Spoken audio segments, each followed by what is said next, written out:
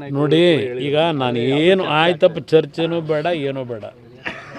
ಈಗ ಅದೆಂಥದ್ದೊಂದು ಕಮಿಟಿ ಮಾಡೋರಲ್ವಾ, ಯಾರೋ ಒಬ್ಬರನ್ನ ನಿವೃತ್ತ ನ್ಯಾಯಾಧೀಶರದು ಒಂದು ಕಮಿಟಿ ಮಾಡವ್ರೆ. ಅದಕ್ಕೆ 3 ಜನ ಸರ್ಕಾರದ ಅಧಿಕಾರಿಗಳನ್ನು, ನಿವೃತ್ತ ಅಧಿಕಾರಿಗಳನ್ನೇ ನೇಮಕ ಮಾಡವ್ರೆ. ಮೊನ್ನೆ ಸಚಿವ ಸಂಪುಟದಲ್ಲಿ ಒಂದು ತೀರ್ಮಾನ ತಗೊಂಡು ಒಂದು ಕಮಿಟಿ ಮಾಡವ್ರಲ್ಲಪ್ಪ. ಆ ಒಂದು ಕಮಿಟಿಯ ನಾಯಕತ್ವ ಯಾರು ಕೊಟ್ಟವ್ರೆ? ಒಬ್ಬರು ನಿವೃತ್ತ ನ್ಯಾಯಾಧೀಶರಿಗೆ. ಆ ನ್ಯಾಯಾಧೀಶರು ಏನೊಂದು ತೀರ್ಪು ಕೊಟ್ಟರು ಹಿಂದೆ ನ್ಯಾಯಾಧೀಶರಿದ್ದಾಗ. ಯಾವೊಂದು ಈಗಲ್ ಟೌನ್ ಏನಿದೆ ಬಿಡದಿ ಹತ್ರ, ಅಲ್ಲಿ 70 ಎಕರೆ ಖರಾಬ್ ಭೂಮಿ ಆ ಒಂದು ಈಗಲ್ ಟೌನ್ನ ರಚನೆ ಆಗಬೇಕಾದ್ರೆ ಇತ್ತು ಅಂತಕ್ಕಂಥ ಹಿನ್ನೆಲೆ ಒಳಗೆ ಒಂದು ಅಂತಿಮವಾದ ನಿರ್ಣಯ, ಇದೇ ಶಿವಕುಮಾರ್ ಅವ್ರ ಮಂತ್ರಿಗಳಾಗಿ ಒಂದು ನಿರ್ಣಯ ಕೊಡಿಸಿದ್ರು ಕ್ಯಾಬಿನೆಟ್ನಲ್ಲಿ. ಎಕರೆಗೆ 12 ಕೋಟಿ ಫಿಕ್ಸ್ ಮಾಡಿದ್ರು ಅವನಿಗೆ ಕಟ್ಟು ಅಂತೇಳಿ, ಆ ಈಗಲ್ ಟೌನ್ನ ಮಾಲೀಕನಿಗೆ. ಅದು 940 ಕೋಟಿ 70 ಎಕರೆಗೆ.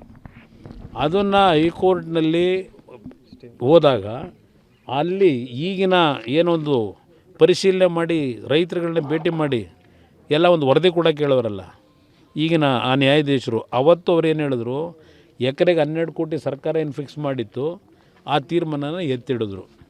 ಈಗ ಆ ನ್ಯಾಯಾಧೀಶರಿಗೆ ನಾನು ಕೇಳೋದು ಇಷ್ಟೇ, ಪಾಪ ಈಗ ನಿಮ್ಮ ಅಧ್ಯಕ್ಷತೆಯಲ್ಲಿ ಮಾಡೋರಲ್ಲಪ್ಪ, 10 ವರ್ಷದಿಂದ ಆ ಒಂದು ಈಗೇನು ಟೌನ್ಶಿಪ್ ಮಾಡೋದಕ್ಕೆ ರೈತರ ಭೂಮಿ ಹೊಡೆಯೋಕೆ ಹೋಗೋರಲ್ಲ, ಅವತ್ತು 10 ವರ್ಷದಿಂದ 12 ಕೋಟಿ ಫಿಕ್ಸ್ ಮಾಡಿದ್ರಲ್ಲ.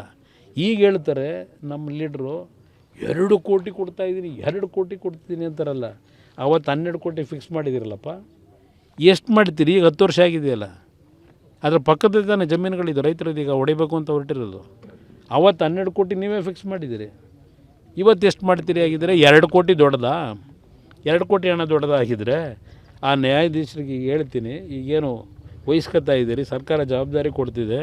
ಅವತ್ತು ನೀವೇ 12 ಕೋಟಿ ಸರಿ ಅಂತ ಹೇಳಿದ್ದೀರಿ, ಈಗ 10 ವರ್ಷ ಆಗಿದೆ, ಈಗ ಎಷ್ಟು ಕೋಟಿ ಕೊಡಬೇಕು?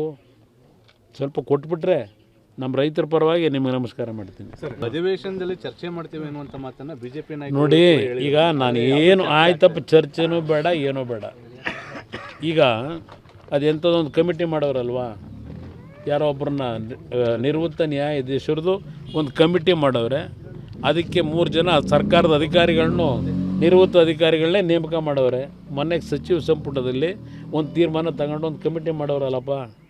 ಆ ಒಂದು ಕಮಿಟಿಯ ನಾಯಕತ್ವ ಯಾರು ಕೊಟ್ಟವ್ರೆ? ಒಬ್ಬರು ನಿವೃತ್ತ ನ್ಯಾಯಾಧೀಶರಿಗೆ. ಆ ನ್ಯಾಯಾಧೀಶರು ಏನೊಂದು ತೀರ್ಪು ಕೊಟ್ಟರು ಹಿಂದೆ ನ್ಯಾಯಾಧೀಶರಿದ್ದಾಗ. ಯಾವೊಂದು ಈಗಲ್ ಟೌನ್ ಏನಿದೆ ಬಿಡದಿ ಹತ್ರ, ಅಲ್ಲಿ 70 ಎಕರೆ ಖರಾಬ್ ಭೂಮಿ ಆ ಒಂದು ಈಗಲ್ ಟೌನ್ನ ರಚನೆ ಆಗಬೇಕಾದ್ರೆ ಇತ್ತು ಅಂತಕ್ಕಂಥ ಹಿನ್ನೆಲೆ ಒಳಗೆ ಒಂದು ಅಂತಿಮವಾದ ನಿರ್ಣಯ, ಇದೇ ಶಿವಕುಮಾರ್ ಅವ್ರ ಮಂತ್ರಿಗಳಾಗಿ ಒಂದು ನಿರ್ಣಯ ಕೊಡಿಸಿದ್ರು ಕ್ಯಾಬಿನೆಟ್ನಲ್ಲಿ. ಎಕರೆಗೆ 12 ಕೋಟಿ ಫಿಕ್ಸ್ ಮಾಡಿದ್ರು ಅವನಿಗೆ ಕಟ್ಟು ಅಂತೇಳಿ, ಆ ಈಗಲ್ ಟೌನ್ನ ಮಾಲೀಕನಿಗೆ. ಅದು 940 ಕೋಟಿ 70 ಎಕರೆಗೆ. ಅದನ್ನು ಹೈಕೋರ್ಟ್ನಲ್ಲಿ ಹೋದಾಗ ಅಲ್ಲಿ ಈಗಿನ ಏನೊಂದು ಪರಿಶೀಲನೆ ಮಾಡಿ ರೈತರುಗಳನ್ನ ಭೇಟಿ ಮಾಡಿ ಎಲ್ಲ ಒಂದು ವರದಿ ಕೂಡ ಕೇಳೋರಲ್ಲ ಈಗಿನ ಆ ನ್ಯಾಯಾಧೀಶರು. ಅವತ್ತು ಅವ್ರು ಏನು ಹೇಳಿದ್ರು, ಎಕರೆಗೆ 12 ಕೋಟಿ ಸರ್ಕಾರ ಏನು ಫಿಕ್ಸ್ ಮಾಡಿತ್ತು ಆ ತೀರ್ಮಾನನ ಎತ್ತಿಡಿದ್ರು.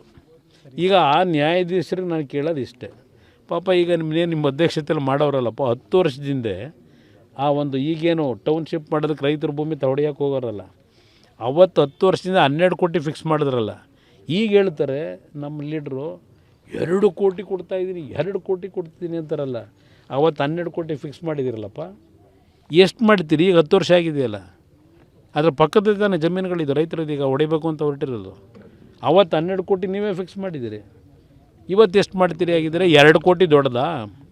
2 ಕೋಟಿ ಹಣ ದೊಡ್ಡದಾಗಿದ್ದರೆ ಆ ನ್ಯಾಯಾಧೀಶರಿಗೆ ಹೇಳ್ತೀನಿ, ಈಗೇನು ವಹಿಸ್ಕೊತಾ ಇದ್ದೀರಿ, ಸರ್ಕಾರ ಜವಾಬ್ದಾರಿ ಕೊಡ್ತಿದೆ.